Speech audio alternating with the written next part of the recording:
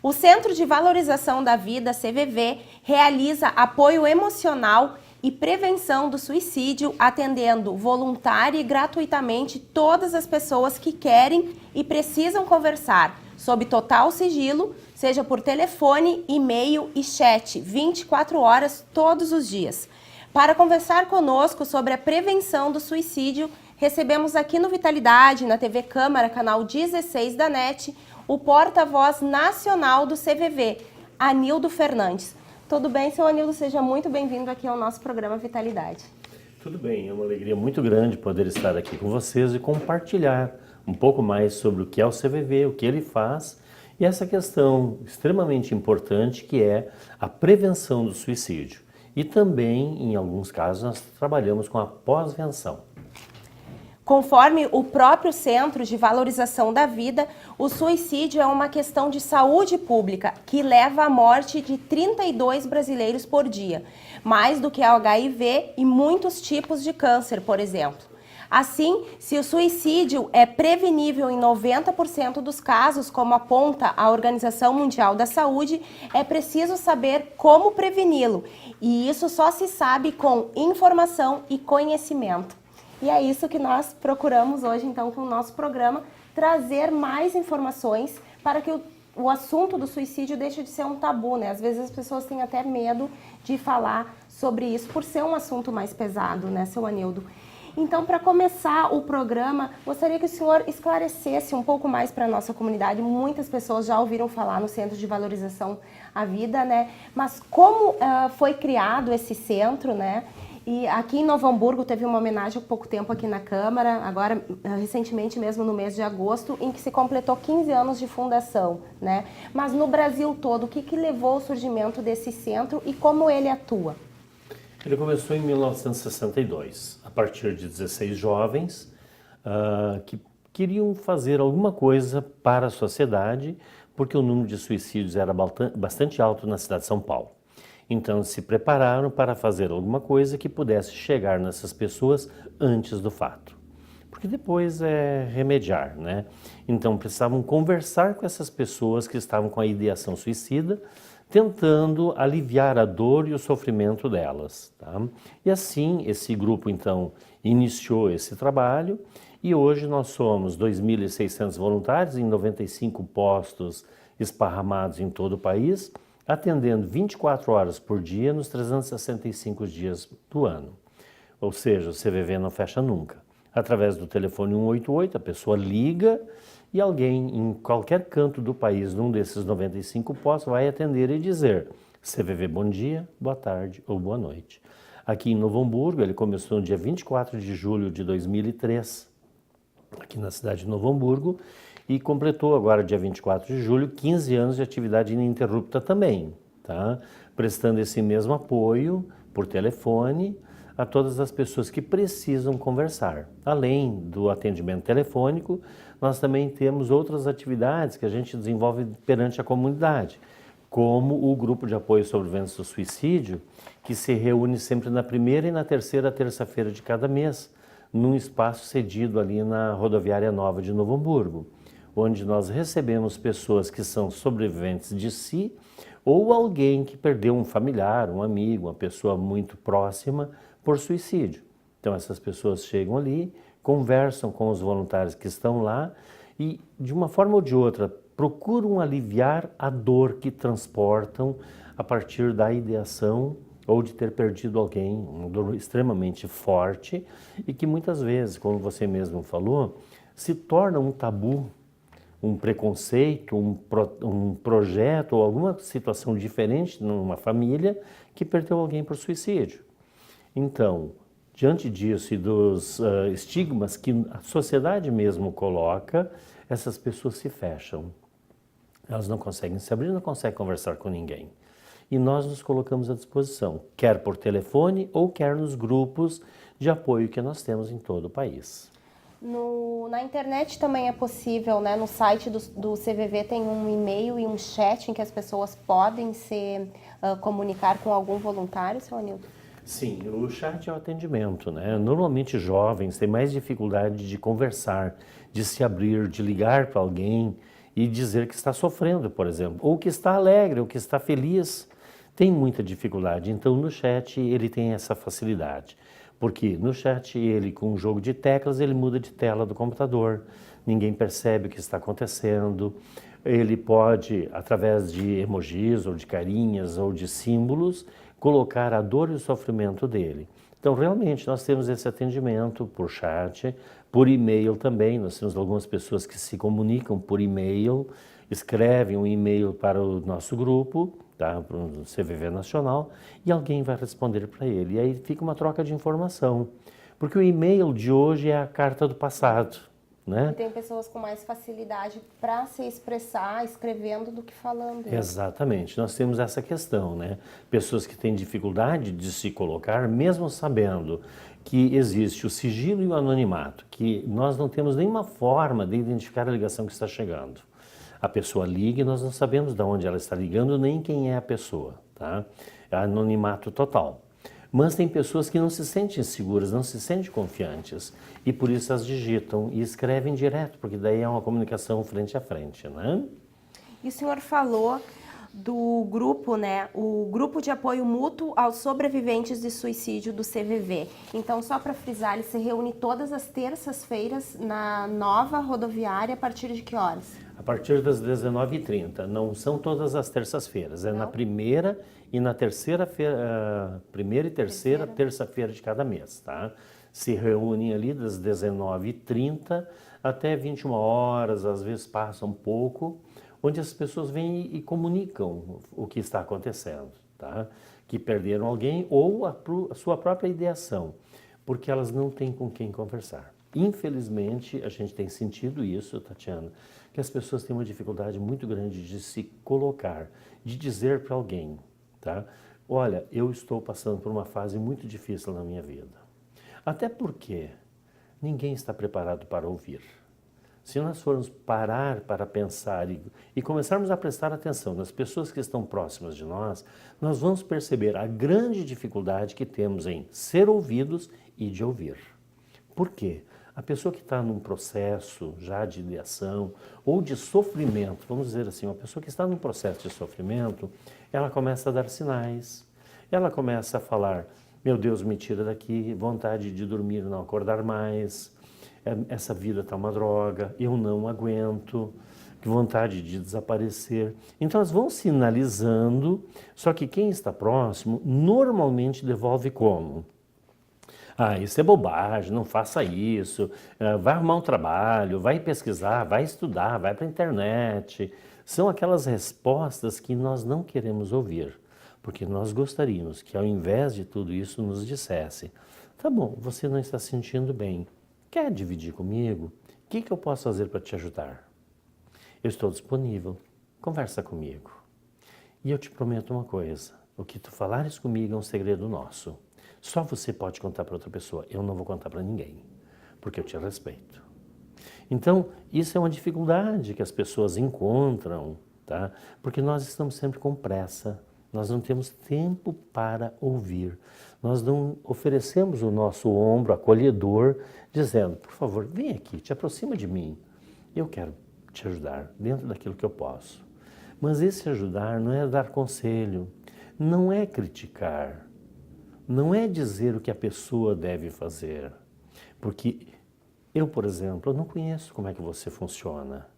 Eu não sei nada da tua vida. Como eu posso te dar um conselho para te fazer isso, aquilo ou aquele outro? Porque eu não te conheço. Eu não sei as experiências que você já passou. Então eu não sou autoridade para criticar nem para aconselhar. Muito antes, pelo contrário, para construir contigo um novo caminho. Então, à medida que você começa a conversar comigo, me trazer o que está se passando, nós vamos caminhando juntos, conversando sobre o que está se passando contigo. E você vai sinalizando, vai dizendo. E através de palavras simples que eu vou reportando para você, você vai seguindo o seu caminho. A tal ponto que muitas vezes, num diálogo desse, a pessoa diz assim, nossa, mas esse conselho que tu me deu, como foi bom. E o voluntário para e pergunta, mas que conselho que eu dei?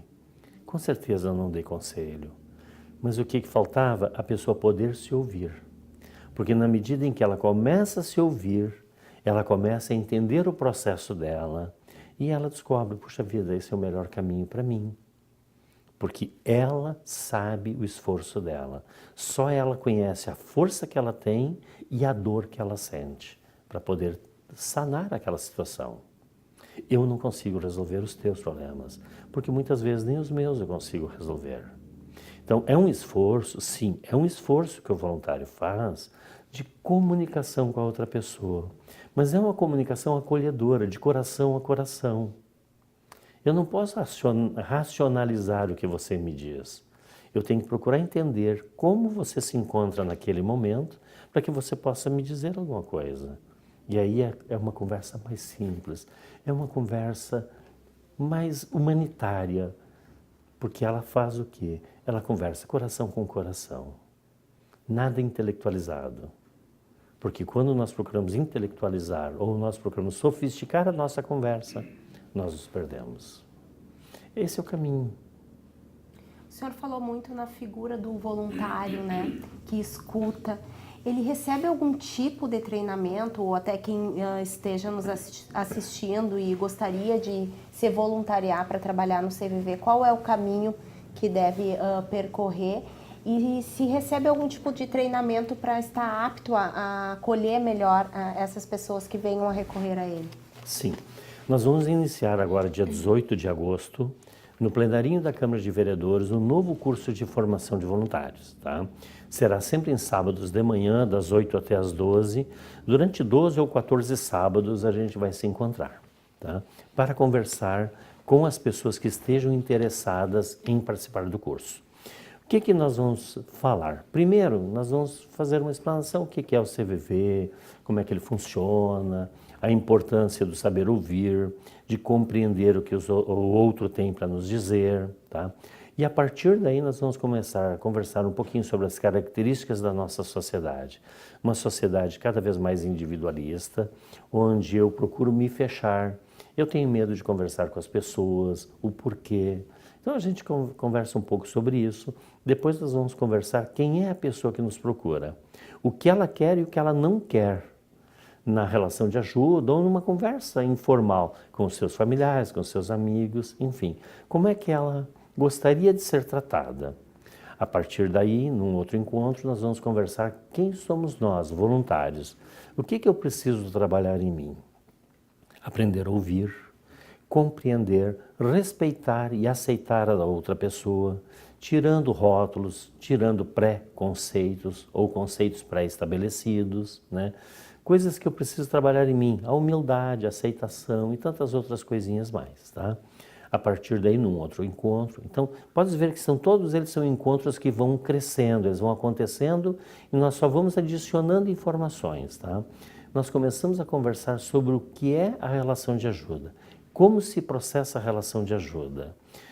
Nós vamos falar um pouco sobre a questão do viver plenamente, o sentir, pensar e agir, que nós somos impulsivos, nós queremos agir primeiro, depois nós paramos para pensar, nós atropelamos a nossa comunicação, nós não damos oportunidade para o outro se manifestar, porque nós tolhemos a liberdade do outro com as nossas opiniões, nós queremos completar a frase do outro enquanto ele está conversando, nós queremos interromper já completando. E a partir daí, então, nós começamos a aprofundar um pouco mais, tá? E nós começamos a tratar dos casos mais simples até os mais elevados, tá? Até a situação onde a pessoa diga, eu quero me matar, tá? Então, é isso que a gente vai fazer ao longo do curso, nesses 12 ou 14 sábados de treinamento. E só após esse treinamento, a pessoa praticamente começa a atuar como voluntário? Sim. Ou durante essa capacitação ela já pode atender telefones e manifestar ajuda a quem procurar? Não, no telefone é somente depois de concluído o curso. Tá? Ela conclui o curso nesse período que eu lhe falei, de 12 a 14 sábado. Às vezes esperem, vamos nos encontrar mais um pouco, porque a gente treina as ligações. A gente faz um treinamento prático com eles, como eles atendendo como se fosse uma outra pessoa que estivesse procurando o trabalho, tá? A partir daí, terminada essa fase, eles vão para o estágio no telefone. Aí sim, aí eles vão para o telefone atender a outra pessoa que liga, tá? E eles vão atender, na realidade, pessoas que estão procurando o nosso trabalho, tá? O senhor tem estatísticas do CVV de quantas pessoas chegam a procurar o serviço por mês ou por ano? Eu vou te dar a estatística que eu recebi hoje de manhã. Tá. No dia 6, que foi ontem, nas 24 horas do dia 6, nós atendemos perto de 9.000 ligações. Em todo Num o dia. Brasil. Sim, em todo o Brasil. Foram pessoas que ligaram para o telefone 188, chegou pertinho de 9.000 ligações, tá? E essa tem sido a média diária, tá? Em torno... Diária. Sim, É muita gente. é muita gente procurando e por isso nós precisamos formar mais voluntários. Porque tem muitas pessoas procurando e nós precisamos ter pessoas disponíveis para atender e conversar com eles. E quem são as pessoas que ligam? São mais mulheres, mais homens? E porque o suicídio acontece em todas as faixas etárias. O senhor estava falando antes de iniciar o nosso programa aqui, que até crianças têm cometido suicídio, Sim. né? O senhor tem índices em relação a esses números, seu Anilton? Sim, olha só, devido ao respeito que nós temos pela outra pessoa, nós não identificamos. As pessoas que eu atendo no telefone, eu não reporto para ninguém se foi homem ou se foi mulher e o que ela tratou comigo, por respeito à pessoa que ligou. Tá?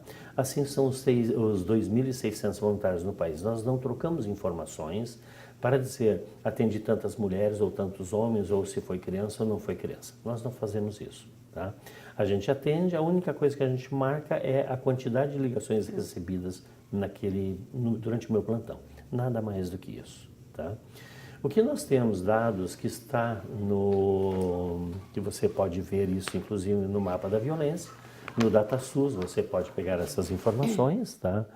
Que é crescente o número de suicídios. Hoje nós temos um suicídio a cada 45 minutos, isso dá 32 pessoas por dia. Ou seja, é uma cidade de 13.000 pessoas por ano que desaparece do nosso país, tá? Em função do suicídio. Além disso, nós temos uma quantidade muito grande de tentativas de suicídio também por dia. Altamente problemático, porque são pessoas que são tiradas do seio da família, com internações hospitalares caras, complexas, muitas vezes com sequelas, além do tabu que se cria em cima da situação, famílias que passam a ter vergonha de comentar que um familiar tentou suicídio ou cometeu suicídio, tá? Dados que nós temos, o suicídio de crianças de 10 a 14 anos vem aumentando, tá? Já superou a faixa em torno de 60% a 65% nos últimos 10 anos, o aumento de suicídios. Tá? Por causa dos bullying na escola, o senhor acredita que tenha interferência? Invisibilidade também. Não vamos taxar tudo bullying, né? Porque hoje está muito fácil a gente dizer, é o bullying. Sim, o bullying também é um fator. Mas nós temos muitas crianças que hoje se sentem invisíveis aos olhos dos familiares, tá? Ou mesmo na escola, enfim, porque não se sentem visíveis. Por exemplo, eu chego em casa de noite, meu filho está lá e quer que eu dê atenção para ele, mas eu prefiro olhar um programa de televisão. Aí eu dou um celular para meu filho, fica brincando aqui e depois eu falo contigo. Tá? Só que assim, depois ele vai para a cama e não falei com meu filho aquela noite. Como é que ele está se sentindo? Ele tinha alguma coisa importante a me dizer? Eu dei atenção a ele? Não, ele se sente invisível. Né? Então, são situações as mais diversas. Tá?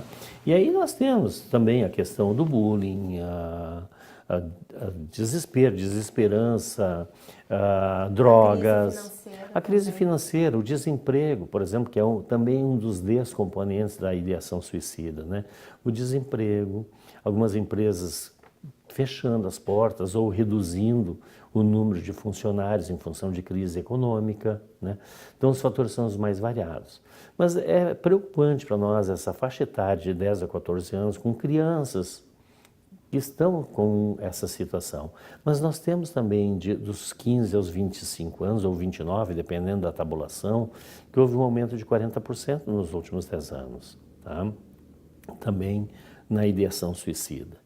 chegamos a um ponto de ter uma taxa de 9,1 suicídio para cada 100 mil habitantes. Então, são números altíssimos de pessoas dentro da capacidade produtiva, laboral, enfim, né, que estão saindo do nosso mercado, alejando famílias, deixando sequelas enormes na sociedade e muitas delas não indo a óbito, porque houve uma tentativa, fica com uma sequela e tantas outras questões. Uma pessoa que tentou suicídio uma vez, ela está mais propensa a repetir o ato? Depende de como ela vai ser acolhida depois disso. Tá? Se essa pessoa vier a ser acolhida, respeitada e aceita como ela é pelas pessoas que estão próximas dela, ela vai se sentir confiante para dar continuidade no projeto de vida.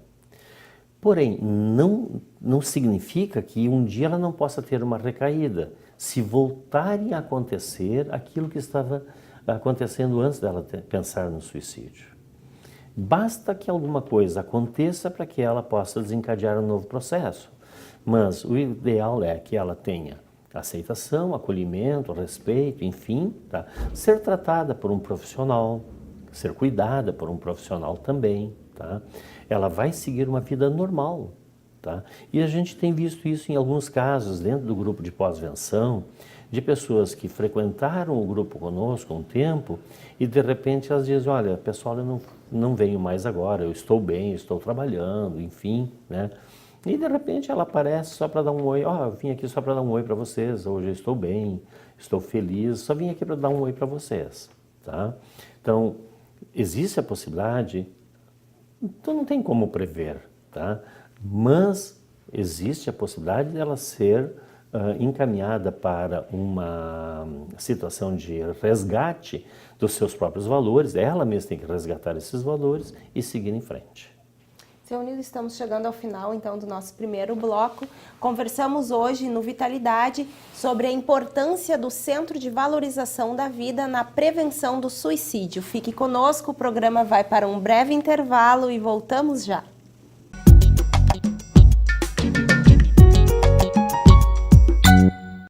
Se tem algo que precisamos ficar de olho, é na segurança das nossas crianças e adolescentes. Violência sexual, uso de álcool e drogas, trabalho infantil, situação de rua e desaparecimento de crianças são exemplos do que precisamos prevenir e denunciar. Disque 100 e denuncie qualquer violação dos direitos das crianças e adolescentes. Baixe também o aplicativo Proteja Brasil no seu celular. Respeitar, proteger, garantir. Todos juntos pelos direitos das crianças e adolescentes.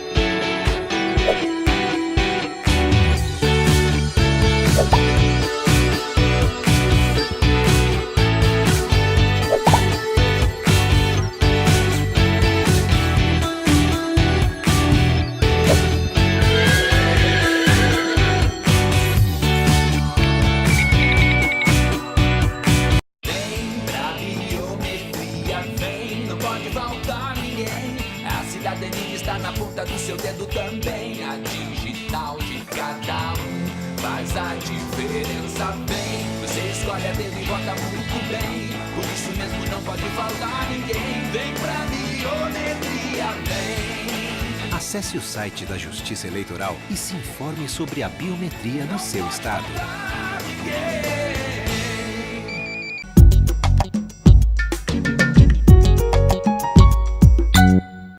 Estamos de volta com o programa Vitalidade. O nosso bate-papo é com o porta-voz nacional do CVV, Anildo Fernandes. Conversamos sobre suicídio e como é importante, né, seu Anildo, conversar sobre esse assunto.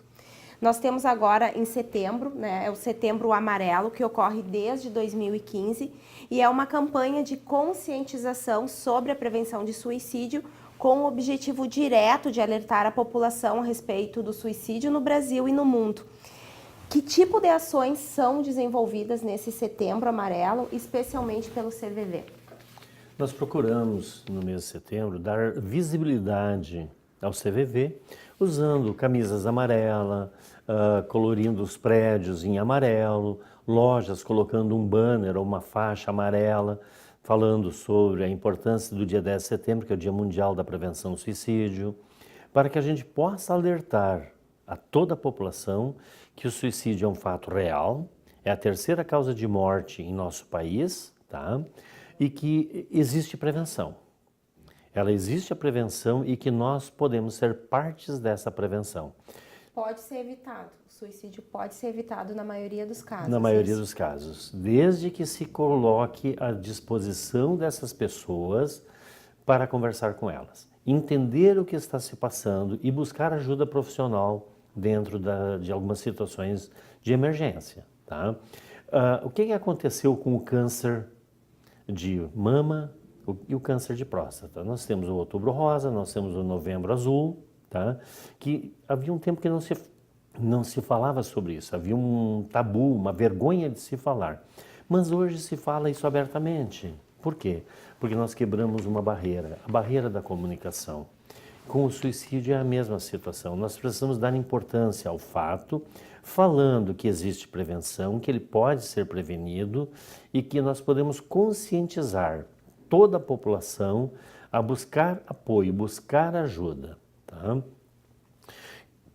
que aconteceu com o CVV? O CVV, ao longo do tempo, vinha brigando, lutando para que tivesse um telefone único, de fácil memorização, um telefone de 3 dígitos. Tá? E nós conseguimos, no dia 10 de dezembro de 2015, através de uma portaria do Ministério da Saúde, começar um processo no Rio Grande do Sul, um projeto piloto, que dia 1º de julho deste ano agora se estendeu por todo o país. Hoje todo o país está integrado nesse telefone, que é o telefone da prevenção do suicídio. O mês de setembro ele é significativo porque no dia 10 é o Dia Mundial da Prevenção do Suicídio.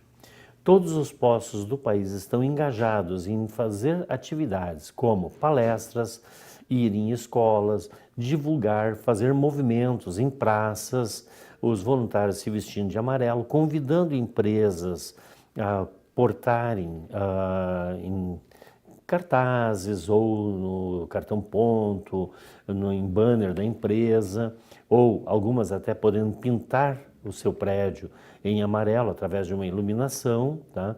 Como nós já conseguimos, o Beira-Rio foi iluminado de amarelo, o Cristo Redentor, o Planalto foi iluminado de amarelo no mês de setembro, para que chame atenção, para que alguém pergunte, afinal de contas, o que está acontecendo?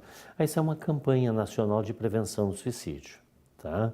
Ué, mas tem prevenção? Sim, tem prevenção, porque nós podemos nos colocar à disposição daquelas pessoas, como eu falei no bloco anterior, que vão transmitindo algumas frases de forma repetida e que nós muitas vezes não queremos ouvir. Ou nós não entendemos o que está nas entrelinhas do que está sendo dito.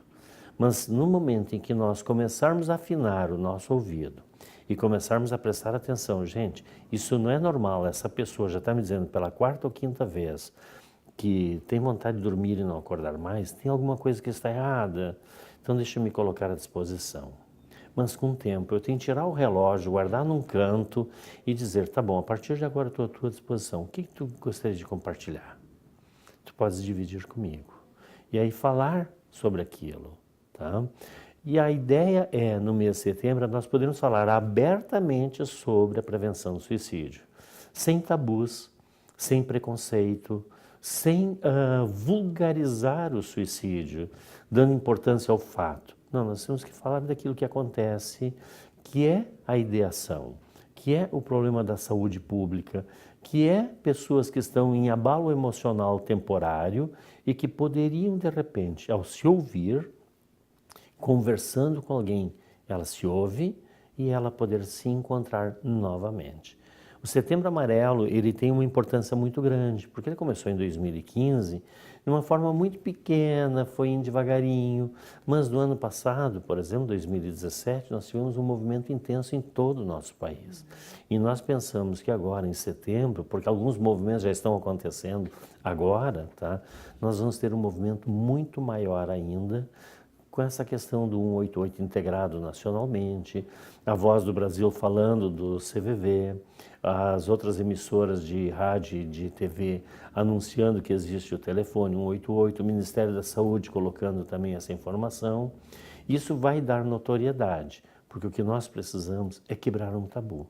Poder falar da prevenção do suicídio como se fala hoje, por exemplo, de exames de prevenção do câncer de mama, câncer de próstata e tantas outras questões que são importantes na nossa comunidade.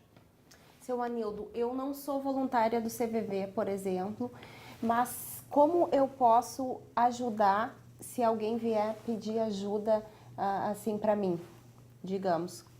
Como reconhecer na pessoa um potencial suicida, assim, alguma pessoa que poderia vir a cometer esse ato? A primeira coisa, Tatiana, é nós nos desapegarmos de alguns conceitos, tá? Primeiro, ouvir ativamente.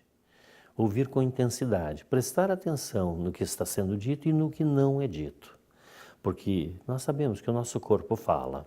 Muitas vezes eu estou dizendo, hoje está um dia difícil para mim, mas estou com uma carranca danada, não estou me sentindo bem, sabe? A pessoa, como se eu dissesse isso para ti agora, e tu prestar atenção, puxa vida, ele não está bem. E aí você voltar para mim, Anildo, eu estou percebendo que tu não está legal. Está acontecendo alguma coisa que eu pudesse te ajudar agora? Eu até posso te dizer, Tatiana, agora não. Porque está tão dolorido aqui dentro que eu não estou sentindo vontade naquele momento. Mas você pode ainda assim mesmo voltar para mim. Anildo, eu gostaria muito de conversar contigo e compartilhar o que está se passando. Tu me procura, tá? Tu me procura, eu vou conversar contigo. Mostrar-se aberto para a pessoa. Exatamente, se mostrar aberto para ouvir e compreender o que ela está dizendo. Olha só, nós vamos ter Dia dos Pais agora nos próximos dias, tá? O que acontece normalmente Dia das Mães, Dia dos Pais, festinhas de família, Natal, Ano Novo, a família se reúne. E aí tem uma pessoa que está lá no cantinho, está quieto, parado no canto, não está conversando, não está interagindo, e alguém pergunta, o que está acontecendo com ele? A resposta, invariavelmente, é, não dá bola, ele é assim. Ele é assim ou ele está assim? Qual é a diferença? O que está se passando com ele? Será que eu, mesmo não sendo voluntário do CVV, não poderia chegar perto dele e dizer assim, eu te vejo tão quieto aqui nesse cantinho, ou tão quieto aqui, zapeando o teu celular, tem alguma coisa que eu possa te ajudar? Não, só quero ficar quieto. Poxa, quando a gente fica quieto, vem tantos pensamentos na nossa mente. Tu gostaria de dividi-los comigo? Olha, não estou com vontade. Então faz assim, eu vou estar por aqui. Se tu te sentires à vontade, quiser dividir comigo, eu estarei aqui. E eu converso contigo. Mas me mostrar receptivo. Não criticar porque ele está ali. Não criticar porque ele está afastado. Porque nós vamos rotular ele. E de rótulos é o que mais nós temos. E nós gostamos de dar rótulos para as pessoas. Então isso afasta, não aproxima. E a ideia é sempre aproximar.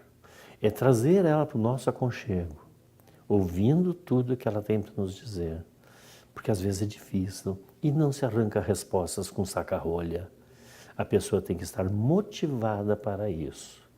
E como é que ela se motiva? No momento em que ela sente confiança em mim. Ela precisa confiar em mim. Que eu vou realmente respeitá-la como ela é. Que eu vou tratar ela com carinho, com respeito, aceitando tudo que ela vai me dizer. Sem dizer, mas você é louco pensar desse jeito. Não, ela não é louca. Ela não está bem naquele momento. É fraco também. Né? Também, porque é uma questão muito dolorosa para essa pessoa, tá? Ela ouvir isso, porque ela já não está bem. Isso é empurrá-la mais para baixo ainda. E é exatamente o contrário, nós temos que nos aproximar, buscá-la ao nosso aconchego. No bloco passado, o senhor falou um pouco mais sobre a faixa etária que envolve as crianças, a pré-adolescência, que sinais os pais e os professores também podem ficar atentos. O senhor falou sobre as mutilações, né? Os jovens, eles vêm demonstrando às crianças alguns outros sinais, além só do isolamento? Olha só, Tatiana, são apanhados que a gente tem, porque nós participamos de palestras com outros profissionais da área da saúde também, e tem nos sido trazido por psicólogos, psiquiatras, algumas situações delicadas. Por exemplo, será que nós conhecemos o corpo dos nossos filhos, nossas filhas? Muitos não conhecem, porque o pai e a mãe precisam trabalhar para sustentar a casa e os filhos ficam sozinhos em casa, ou com os amigos, ou ficam o dia inteiro no colégio, e muitos com uma babá eletrônica, que é um celular, um programa de computador, enfim, tá? E ficam ali abandonados em termos, né? Porque estão absortos em outras situações diferentes. O índice de automutilação tem sido bastante grande e também é uma situação que não é mostrada e que não é vista, tá? Mas é comum a gente perceber jovens que estão com as mangas assim, segurando as mangas para que não suba e não apareçam as cicatrizes que elas estão tendo, tá? O que está acontecendo?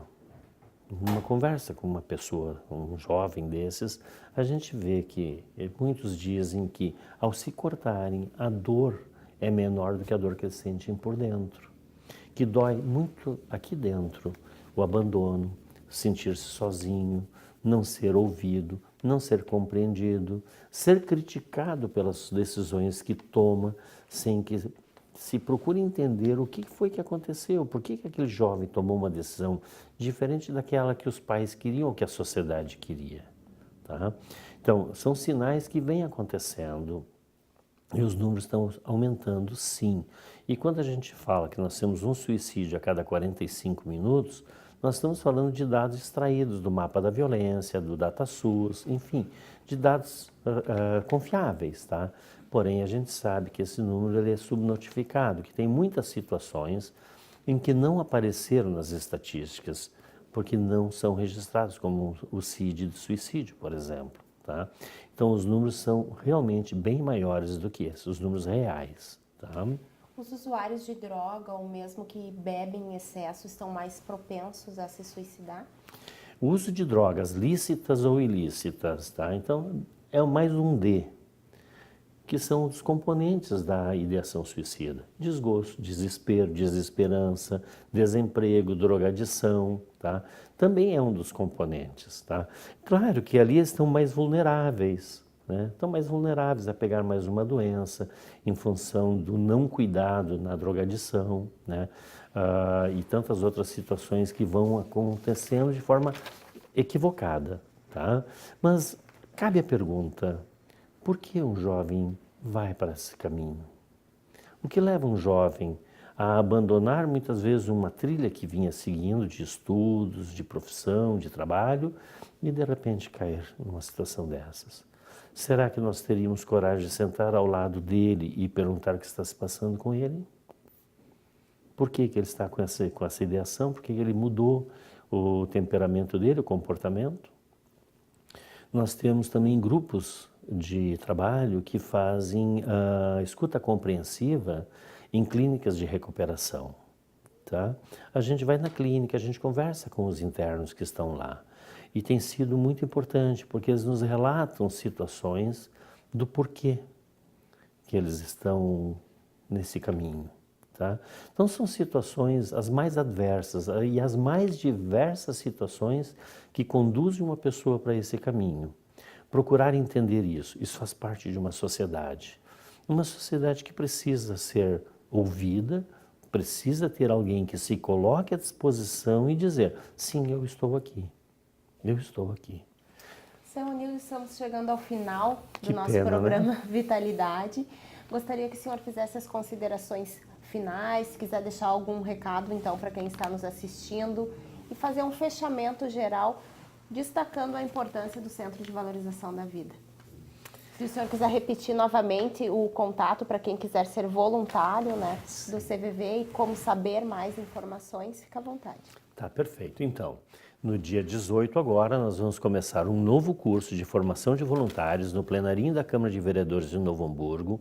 As inscrições podem ser feitas por e-mail através do novohamburgo@cvv.org.br ou através do Zap 995710095. Pode mandar uma mensagem para lá dizendo: eu tenho interesse em ser voluntário, que as informações serão repassadas. Ser voluntário do CVV hoje é uma escola de aprendizagem.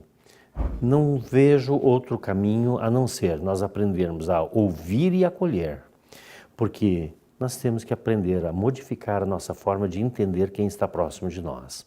Então, venha ser voluntário do CVV, que depois você pode escolher o chat, você pode escolher outros programas que o CVV faz, inclusive o CVV Comunidade, que é trabalhar dentro da comunidade através de palestras, através de cursos e outros programas que nós temos no CVV Comunidade. Tá?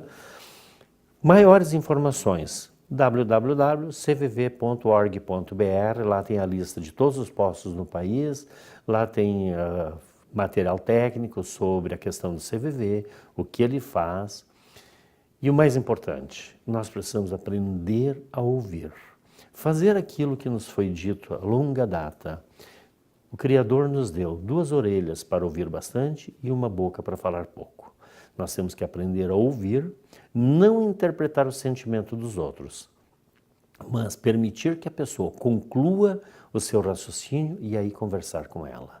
Não disputar, é uma conversa, não é uma disputa de ideias, simplesmente uma conversa.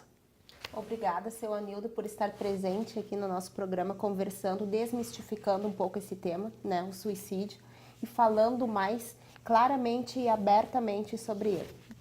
Nós é que agradecemos essa grande oportunidade que vocês estão nos dando de poder falar um pouco mais sobre o CVV. Te agradeço e sempre que precisar, pode nos ligar.